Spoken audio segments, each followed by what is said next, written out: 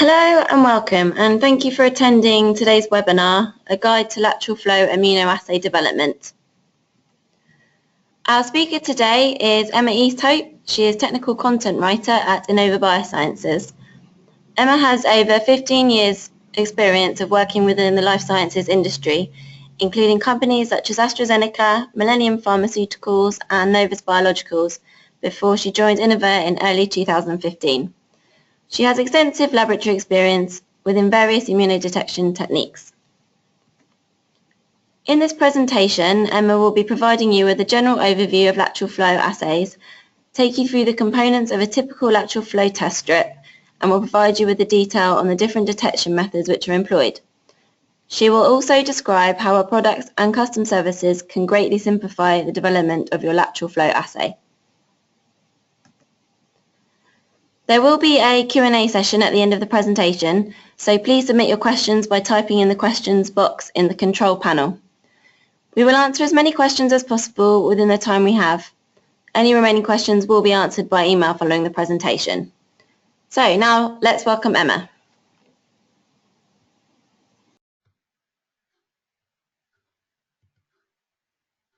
Thank you, Lucy. Okay, first let's start with a bit of background.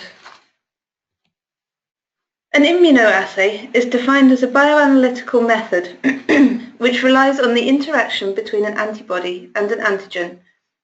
A wide variety of well-established immunoassay techniques has been developed, with Western blotting, immunocytochemistry, immunohistochemistry, flow cytometry and ELISA being amongst the most well-known. Since they rely on the use of antibodies, immunoassays are sensitive, highly selective, and applicable to the detection of a wide range of analytes. The very first immunoassay was described in 1959 and was designed to detect the presence of insulin in human serum. The assay readout was radiometric. However, the handling and disposal issues that are associated with the use of radioactivity have subsequently led to the development of a variety of safer detection methods. Colorimetric detection relies on the visualization of a colored product. This can, for example, result from the accumulation of gold nanoparticles or colored latex beads, or can be formed following the conversion of a chromogenic substrate by an appropriate enzyme. During fluorometric detection, a light source is used to excite a fluorophore, which then produces a transient light emission as it returns to its ground state. The light is emitted at a higher wavelength than that which was used for excitation and is detected with a specialized reader. Fluorescent proteins and synthetic fluorescent dyes are used for fluorometric detection. Chemiluminescence occurs when a substrate is catalyzed by an enzyme and produces light as a byproduct of the reaction. A wide range of chemiluminescent substrates is commercially available. A lateral flow assay is unidirectional and is used to detect the presence or absence of a target analyte in a sample. The very first lateral flow assays were designed for pregnancy testing and were patented during the late 1980s. Since then, a huge range of lateral flow assays has been launched. With their applicability to point-of-care testing, the fact that only minimal sample preparation is required, as well as the speed and relatively minimal cost with which they can be brought to market, lateral flow assays are rapidly growing in popularity. The global lateral flow assay market is forecast to be worth approximately $6 billion by 2020.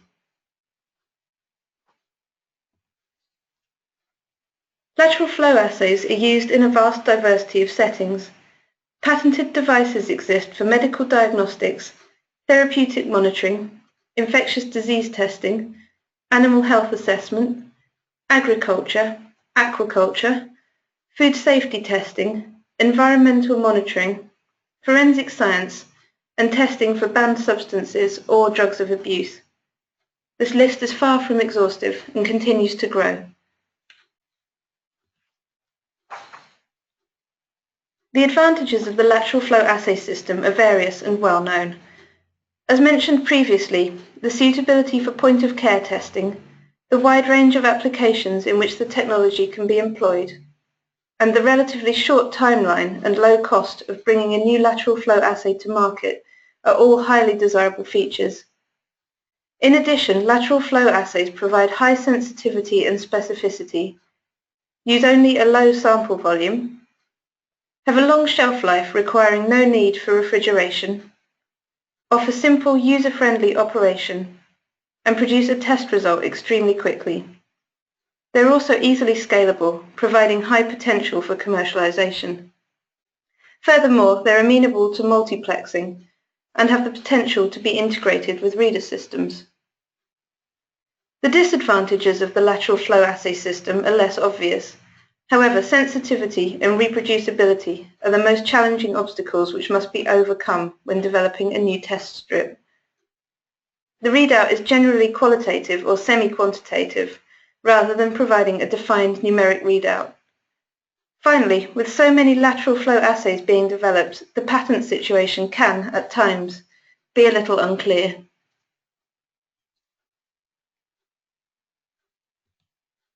In a typical lateral flow assay, the test sample is added to a sample application pad at one end of the strip. The sample then migrates to a conjugate release pad, where a detection particle, typically gold or latex, that has been conjugated to a biological component of the assay is held. Next, the sample and the detection reagent migrate to the reaction membrane, where a second biological component of the assay has been immobilized in a test line. This functions as a capture reagent. The detection reagent binds at the control line further along the membrane to indicate that the assay has run successfully. The analyte is either captured at the test line or continues to migrate until it reaches the absorbent wicking pad at the end of the strip. For ease of use, many lateral flow assays are placed into a plastic cassette. Each component of the assay will now be discussed in further detail.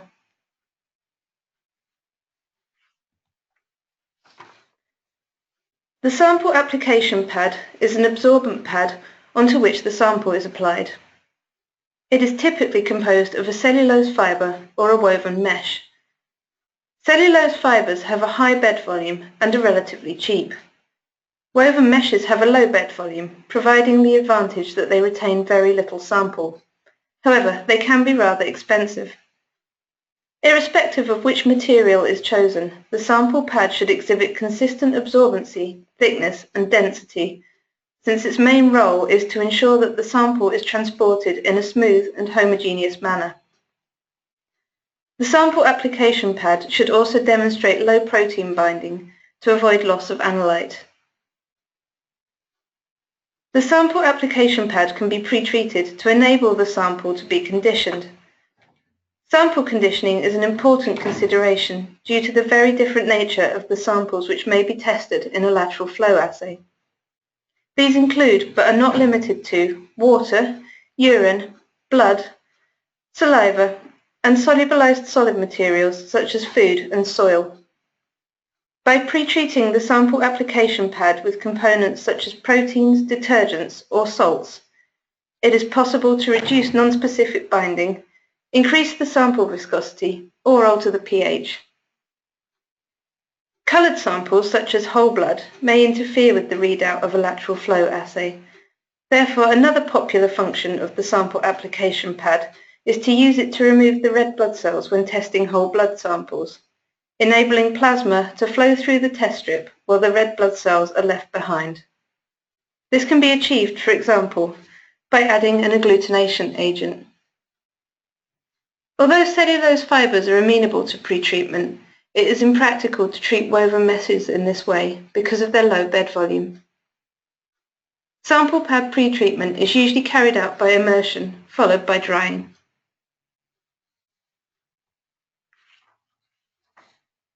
The conjugate release pad is typically composed of non-woven glass fibre, into which the detection reagent has been dried. It is physically the smallest component of a lateral flow assay. Once the sample application pad has been saturated, the sample flows into the conjugate release pad, where the liquid releases the detection reagent. The detection reagent then leaves the conjugate release pad and moves with the sample into the membrane. The role of the conjugate release pad is to preserve the detection conjugate upon drying and re-wetting, and to release this easily and completely upon contact with the sample. The conjugate release pad should therefore exhibit low non-specific binding to ensure that the detection reagent and the sample don't remain trapped within it. It's important that the conjugate release pad has a consistent bed volume to ensure that the amount of detection reagent contained within each test strip remains constant. Pre-treatment of the conjugate release pad can be carried out to increase wettability, decrease non-specific interactions, and to control the pH.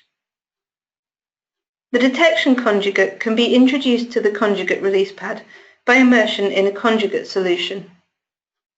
Alternatively, defined volumes of conjugate can be dispensed into the pad. Dispensing is recommended for manufacturing scale since this is more accurate and improves the reproducibility of the lateral flow assay. For beginners, the dipping method is fine. The membrane is often considered to be the most important element in a lateral flow assay and is typically composed of nitrocellulose. Nitrocellulose membranes exhibiting a range of pore sizes are commercially available, but since the pores do not have an even distribution, it is more appropriate to consider the capillary flow time when selecting a suitable membrane. Capillary flow time is defined as the time that is taken for liquid to move along and completely fill a strip of membrane of a defined length. It is expressed as seconds per centimetre.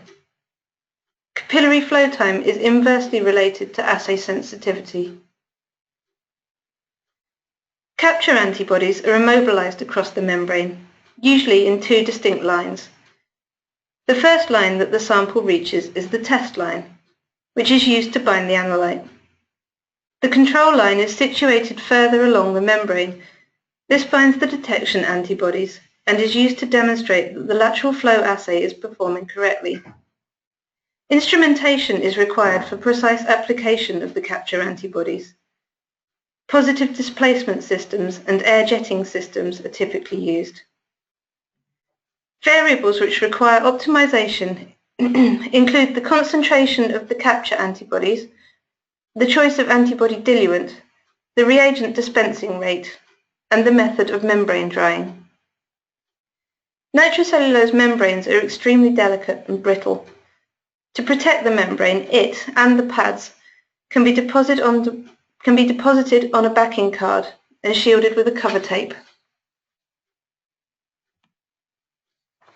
The wicking pad is typically composed of a cellulose filter.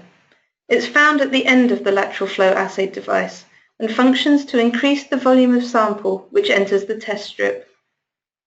By changing the dimensions of the wicking pad, it is possible to optimize the total volume that is taken up by the test strip. The wicking pad can help to reduce background and increase assay sensitivity by soaking up the sample liquid and any reagents which have not become bound by the capture antibodies. Another important function of the wicking pad is to prevent backflow.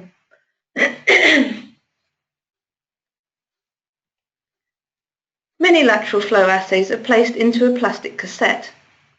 The aim of this is to ensure that the end user applies the sample only to the sample application pad and not to any other part of the test strip. The plastic cassette also protects the test strip. During the manufacturing process, the plastic cassette can be labelled, for example, to clearly indicate the position of the test line and the control line. Plastic cassettes are available as off-the-shelf products, and the choice of cassette for the finished test should be matched to the dimensions of the test strip.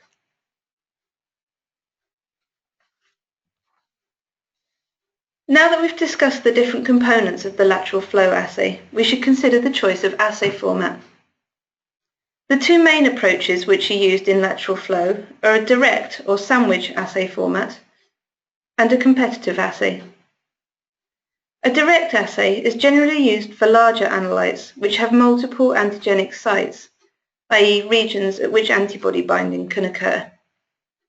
During a direct assay, the analyte becomes bound to the capture antibody at the test line and is identified through binding of the detection antibody.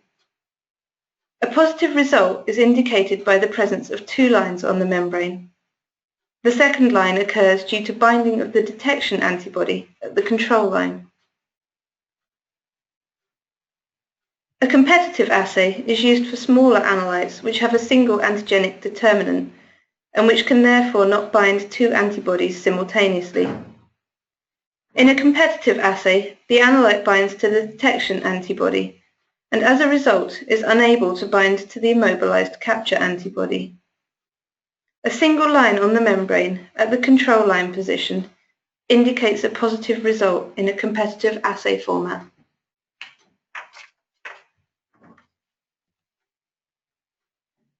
The detection reagent that is employed in a lateral flow assay typically consists of antibodies which have been conjugated to gold nanoparticles or latex beads. These particles produce a coloured readout which requires no development process for visualization. Other detection moieties which can be considered include fluorescent labels, enzymes, other colloidal metals and magnetic particles, and interest in these is growing steadily. The overall performance of the finished lateral flow assay will be dependent on the quality of both the antibody and the detection moiety. Both of these components will now be discussed.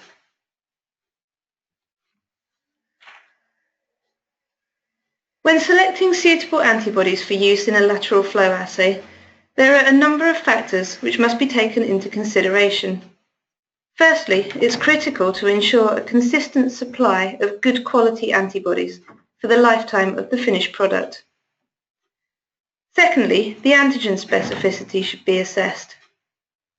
This is defined by the antibody's variable region.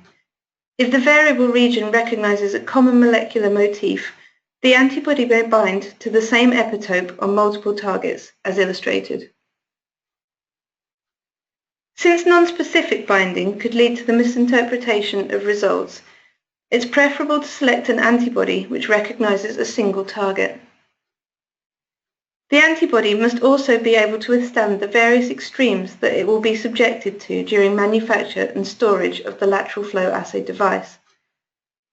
It should maintain its reactivity after being adsorbed to the conjugate release pad. It should tolerate being completely dried for a defined time period, and it should instantly be reactive following rehydration by the sample. Another consideration is whether to choose monoclonal or polyclonal antibodies. Polyclonal antibodies can produce adequate results, however they are subject to variability both between animals and over time, and a permanent supply cannot be guaranteed.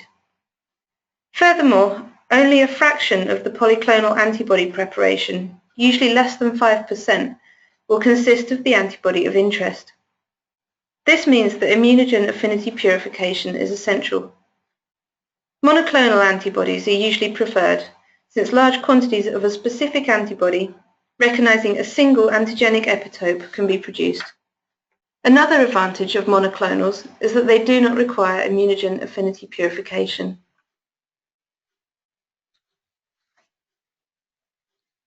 The binding affinity of the antibody is also important. Unless the lateral flow assay is intended for the detection of an analyte which is present at relatively high concentrations in the sample, an antibody with high binding affinity is required. The binding affinity is defined by the equilibrium dissociation constant, Kd, and is governed by the same principles which define any reversible biomolecular interaction. Kd is calculated by multiplying the molar concentration of free antibody by the molar concentration of free antigen and dividing this value by the molar concentration of the antibody-antigen complex. The lower the Kd value, the higher the affinity of the antibody for its target, and therefore the less antibody is required in the lateral flow assay for detection of the analyte. Antibodies with a high binding affinity typically have a Kd of less than 100 nanomolar. During the lateral flow assay, it's vital that the Ford reaction is driven by a fast on rate. The on rate defines how quickly the antibody binds to the antigen to form a complex, and is extremely important for lateral flow, since the time which the analyte spends in contact with either the detection antibody or the capture antibody will be just a few seconds. A common approach to identifying suitable antibody pairs is to perform an ELISA. However, the assay conditions of an ELISA are very different to those of a lateral flow assay, with incubation times in the region of hours rather than seconds. Because of this, it's important to test potential antibodies as soon as possible in a lateral flow format to predict their performance in the finished product.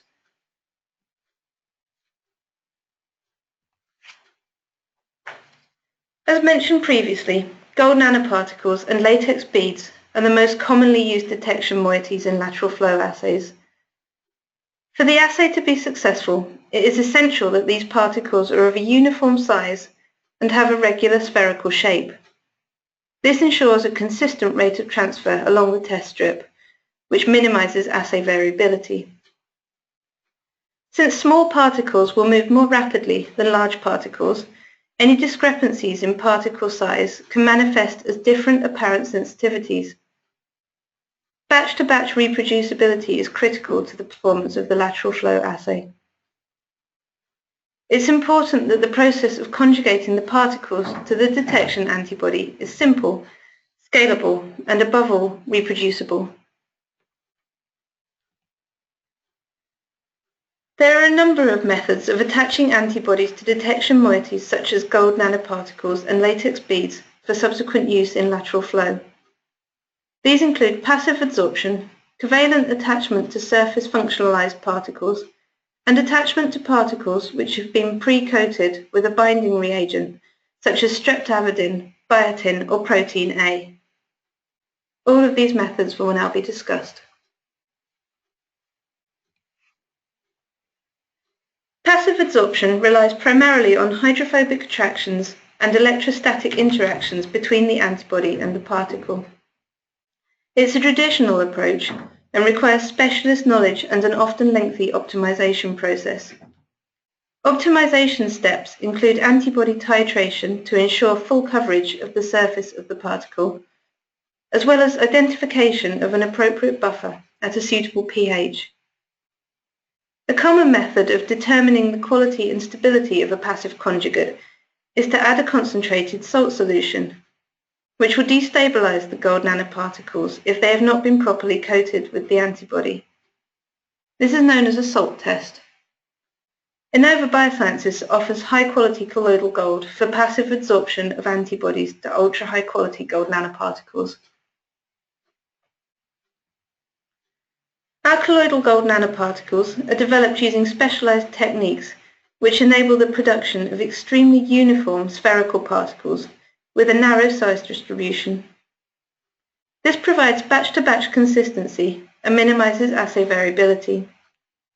We offer a range of nanoparticle sizes, currently providing 10, 20, 40, and 80 nanometer diameter particles. Different concentrations are available and are expressed as the optical density, or OD. The OD value is an absorbance value which reflects the concentration of the gold nanoparticles when in suspension. All of our colloidal gold is available as different pack sizes. Furthermore, our colloidal gold manufacturing process is fully scalable, so if you require a higher concentration or a larger volume of gold nanoparticles, just let us know.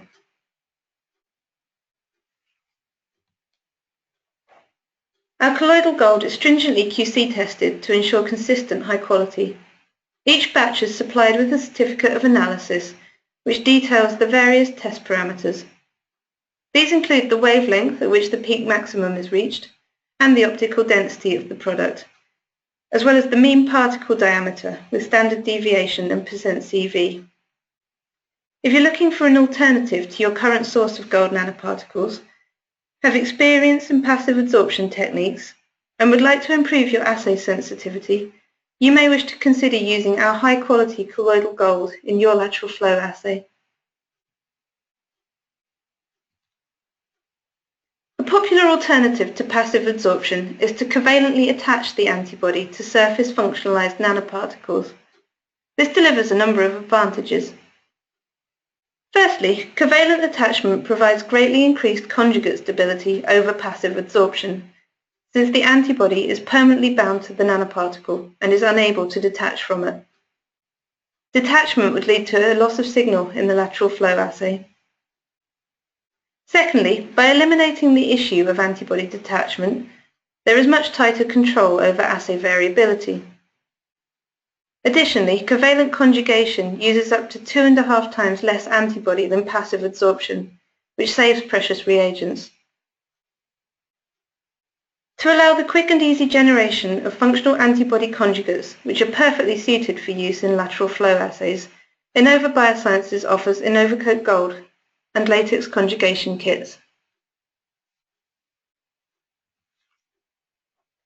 Overcoat Gold nanoparticles have a proprietary surface coating which covalently binds the antibody to form highly stable conjugates. The coating also functions to prevent metal-protein interactions, which can cause antibody denaturation. This is a common problem associated with passive adsorption processes. Like our colloidal gold, our coated nanoparticles have a uniform spherical shape and a narrow size distribution, making them an ideal detection moiety for lateral flow. And of course, like all of our products, they're stringently QC tested to ensure a robust and consistent downstream assay. This electron microscopy image shows one of our coated nanoparticles and clearly illustrates the spherical shape as well as the uniformity of the surface coating. Our coated nanoparticles are available as conjugation kits or separately as carboxylated gold nanoparticles.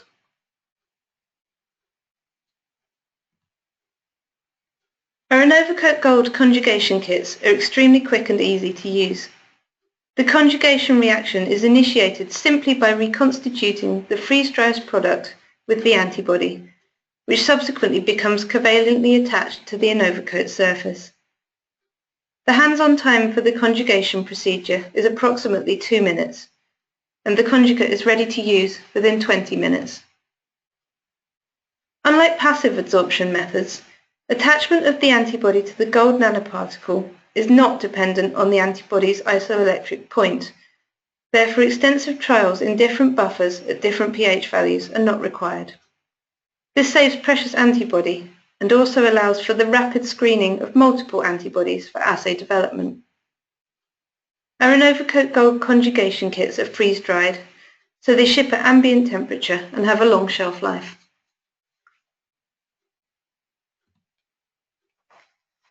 Our Overcoat Gold conjugation kits are available as different nanoparticle sizes in a variety of pack sizes and as different conjugation chemistries, providing a great deal of flexibility. Furthermore, the products are fully scalable, allowing easy transfer from R&D to manufacturing. The different chemistries will now be discussed.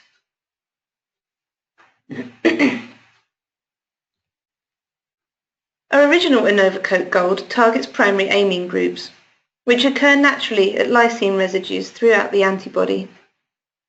For its successful conjugation, the antibody should be purified within a defined concentration range and supplied in an amine-free buffer. If the antibody does not meet these criteria, we offer AbPure, a range of antibody purification kits that are fully compatible with Overcoat Gold. These kits enable a simple buffer exchange to be performed or allow the antibody to be concentrated quickly and easily. If you wish to perform orientated antibody labeling, we offer Overcoat Gold maleimide and Overcoat Gold hydrazide.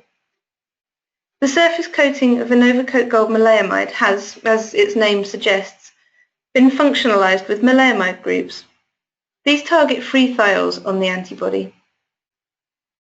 Thiols occur naturally as cysteine residues and are often found as disulfide bonds which stabilize the antibody's tertiary structure. Thiolated antibody fragments can be produced by pepsin digestion and subsequent reduction, and the treated antibody fragment then binds Overcoat Gold maleimide at a position well away from the antigen binding site. Overcoat Gold hydrazide targets aldehydes, which can be introduced on the sugars which are present at the antibody's Fc region. Carboxyl surface modification of gold nanoparticles is one of the most common functionalizations that is used to covalently bind molecules which contain primary amines. Activation of the carboxyl groups is necessary.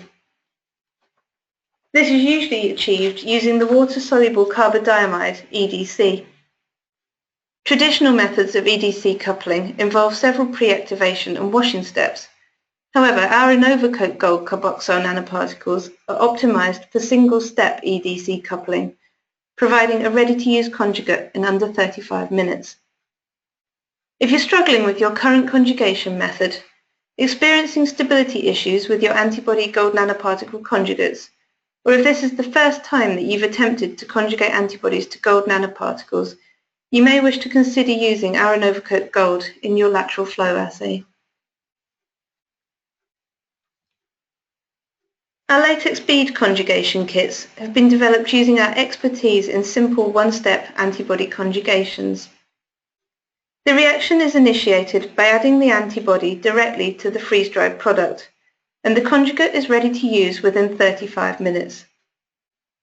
The conjugation chemistry targets the antibody's primary amine groups to form a covalent bond, and therefore highly stable conjugates are produced. Traditional methods of EDC-based covalent conjugation or passive conjugation to latex are prone to aggregation. However, our latex beads have been specially treated to prevent this.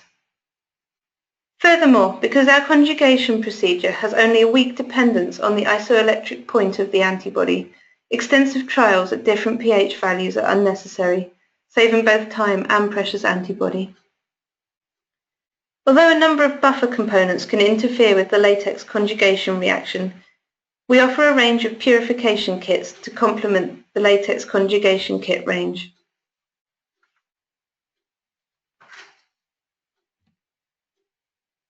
We currently offer kits which enable the conjugation of antibodies to blue, red or black latex beads of 400 nanometer diameter.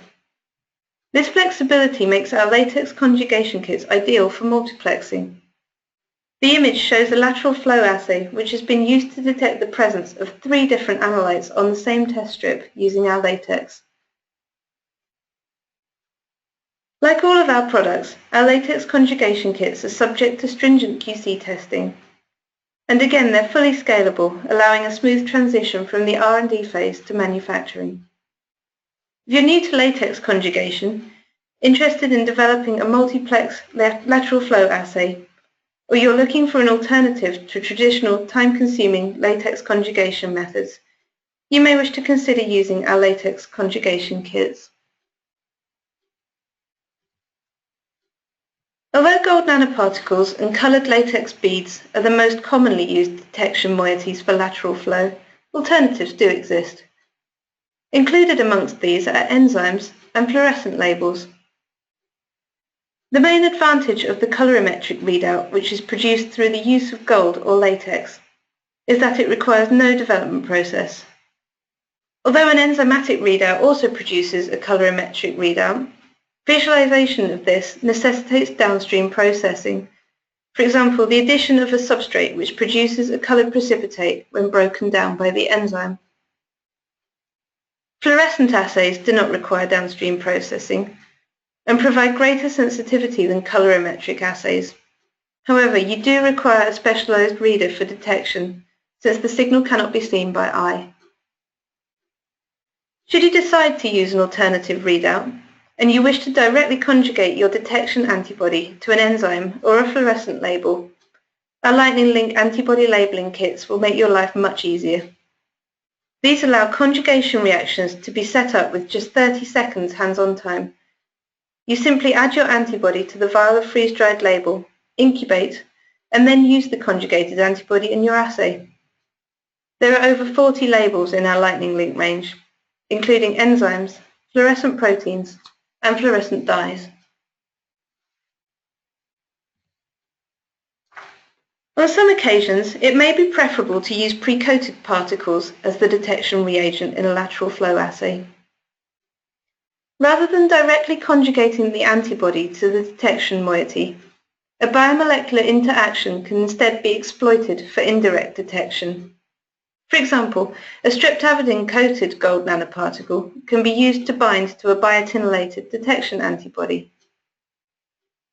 One instance when it might be beneficial to use a secondary reagent for detection is during the early stages of assay development. During initial evaluation of the lateral flow assay format, it may be necessary to compare a number of different antibodies, in which case you can save time and money by using one detection method to label all of them, instead of performing numerous conjugation reactions.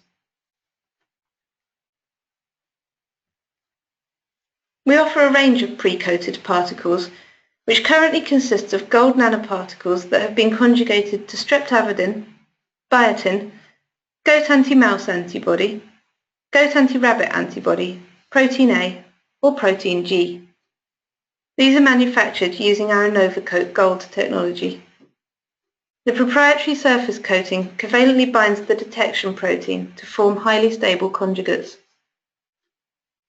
As already mentioned, all of our Overcoat Gold nanoparticles are rigorously QC tested and have a uniform spherical shape and narrow size distribution, ensuring optimal performance in lateral flow.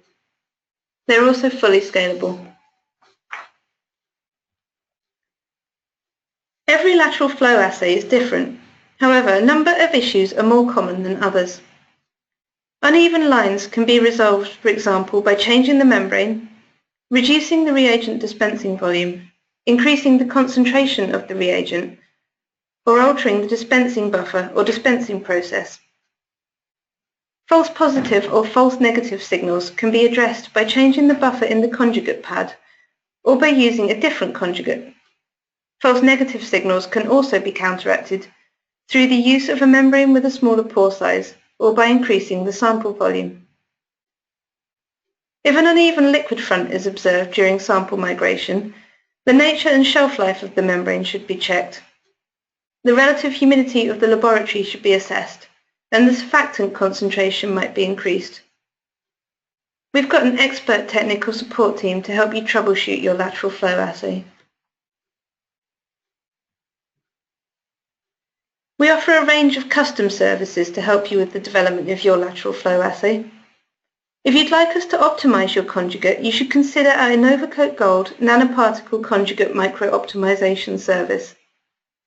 Simply provide us with your antibody, and our highly experienced conjugation scientists will generate a range of conjugates for you, using our ultra-high quality gold nanoparticles. Once you've tested the conjugates in your assay, your chosen formulation can be optimized further or scaled up to suit your needs. Our Overcoat Gold custom conjugate formulation service can be used as a follow-up, providing you with bulk quantities of your bespoke antibody gold nanoparticle conjugate. Alternatively, it can be used as an independent conjugation service to provide you with specialized conjugates of your choice.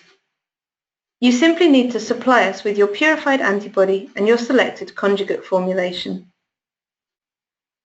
You might also be interested in our lateral flow assay development services. This will take your assay from an initial idea through to R&D and will then transfer it to trusted partners for bulk manufacturing. We've divided this service into 4 modules, allowing you to pick and choose the specific services that you require. Why not take a look at our website for a short video guide to all of our custom services, or do feel free to contact us. We hope this webinar has given you a good general overview of lateral flow, as well as letting you know how Innova Biosciences can make the development of your own lateral flow test strips significantly easier. Lateral flow assays represent a rapidly growing market and are used in a vast range of applications. Currently, the preferred readout is colorimetric, and our Colloidal Gold, surface functionalized gold nanoparticles, Latex conjugation kits, and pre-conjugated gold nanoparticles are ideally suited to this purpose. We also offer a range of custom services to support you during the development of your own lateral flow assay. Thanks very much for your time. We'll now take any questions. Okay, thank you for your presentation, Emma.